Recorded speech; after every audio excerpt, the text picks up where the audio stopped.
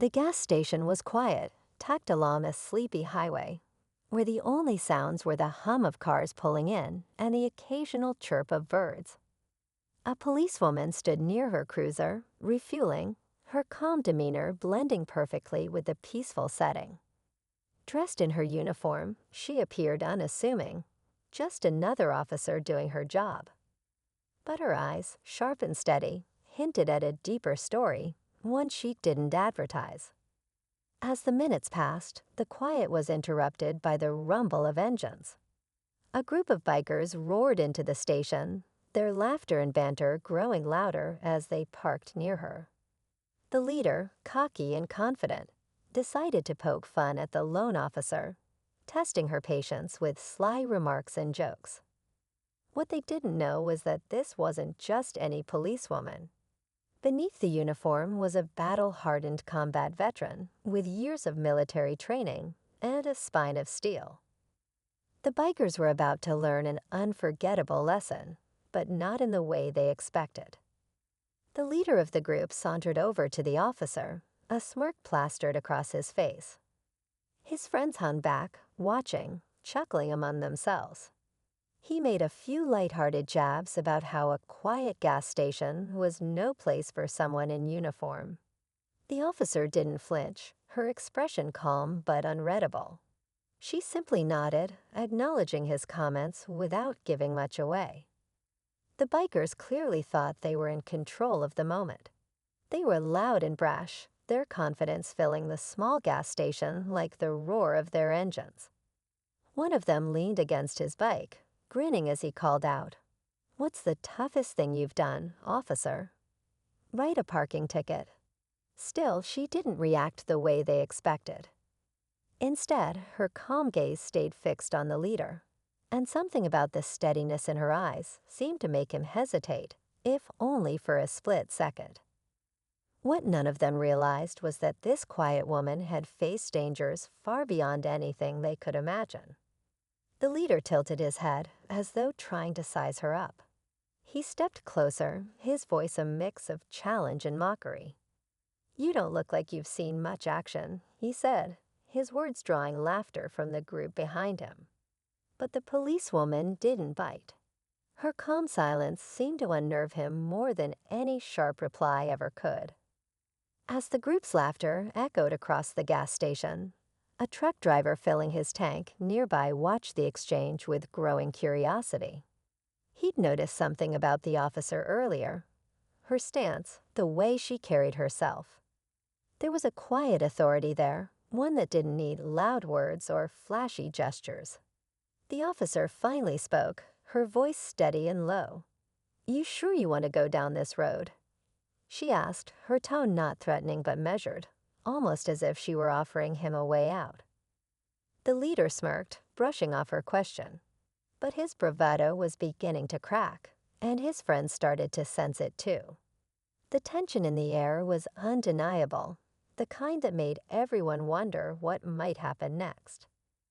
The air felt heavier now, the kind of weight that makes people hold their breath without realizing it.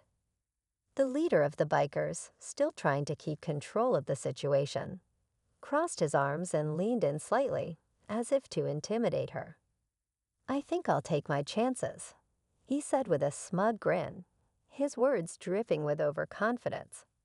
His crew chuckled nervously behind him, unsure if they should egg him on or stay quiet.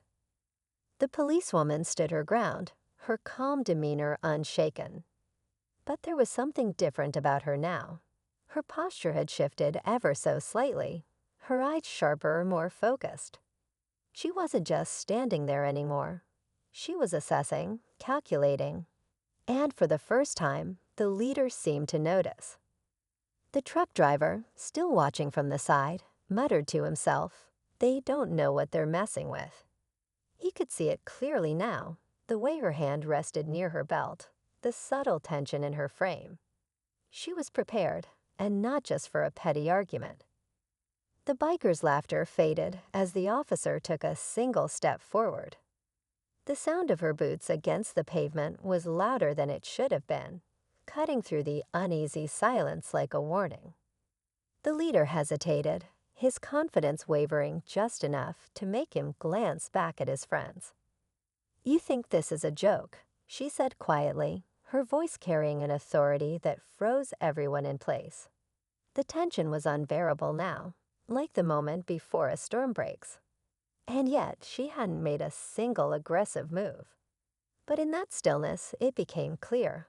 Something was about to happen, and it wasn't going to end the way the bikers expected. The leader squared his shoulders, his grin now replaced with a flicker of uncertainty. "What's the big deal?" he said, his voice louder than it needed to be, trying to reclaim the dominance he felt slipping away. His friends shifted uncomfortably, no longer laughing, as if they too could sense the storm building. Before the officer could respond, the door of the gas station swung open, and an older man in a faded military jacket stepped out. He paused, taking in the scene with sharp eyes that seemed to read the situation instantly. "Everything okay here, officer?" he asked, his voice calm but firm. The bikers turned to look at the man, their bravado faltering further. Something about him, his posture, his voice, mirrored the same quiet strength the officer carried. It was clear they weren't dealing with ordinary people. The officer gave a slight nod, not breaking eye contact with the leader. "For now," she replied. The man took a step closer, his gaze steady on the bikers. "You boys look like you're itching for trouble," he said evenly. "But trust me, you don't want to push it." The leader opened his mouth to respond, but something about the way the man and the officer exchanged a glance made him pause. It was unspoken, but it carried weight, a shared understanding of what could happen next. The tension thickened as the bikers shifted nervously, their earlier confidence all but gone. But the leader, stubborn and desperate to save face, took one more step forward, his voice dropping low. "We're not scared of you," he said, though his words sounded more like a question than a statement. What neither he nor his crew realized was that this wasn't just a random encounter. The officer and the older man had crossed paths before, on a battlefield where survival demanded every ounce of skill and strength. And now their quiet power was about to be put to the test. The silence stretched as the leader stared at the officer, his bravado hanging by a thread. The older man stood nearby, his presence alone adding a layer of tension that no one dared to break. The officer finally moved, stepping forward with slow, deliberate intent, her gaze never wavering. "This isn't about fear," she said quietly but firmly. "It's about knowing when to stop before you get in over your head." Her words hit harder than any threat, and for a moment, the leader faltered. His friends shuffled uncomfortably, clearly ready to back down, but he wasn't ready to let it go. Just as he opened his mouth to respond, the older man spoke again, his voice cutting through the moment. "You think you're in control here, son, but let me tell you something." He pulled back his jacket just enough to reveal a small patch sewn on his shirt, a symbol that only those with military experience would recognize. "We've seen more than you could ever imagine. You're playing a game you won't win." The leader's eyes flickered to the patch, and for the first time, real doubt crossed his face. It was clear now that this wasn't just a lone policewoman or an aging veteran. They were something much more. And suddenly, the balance of power shifted entirely. The officer took one more step forward, her voice steady and calm. "It's your choice. Walk away now or learn the hard way that not all battles are worth fighting." The leader hesitated, his jaw tightening as he glanced back at his crew. They were no longer grinning or egging him on. Their silence was an answer in itself. With a frustrated huff, he threw up his hands and turned toward his bike.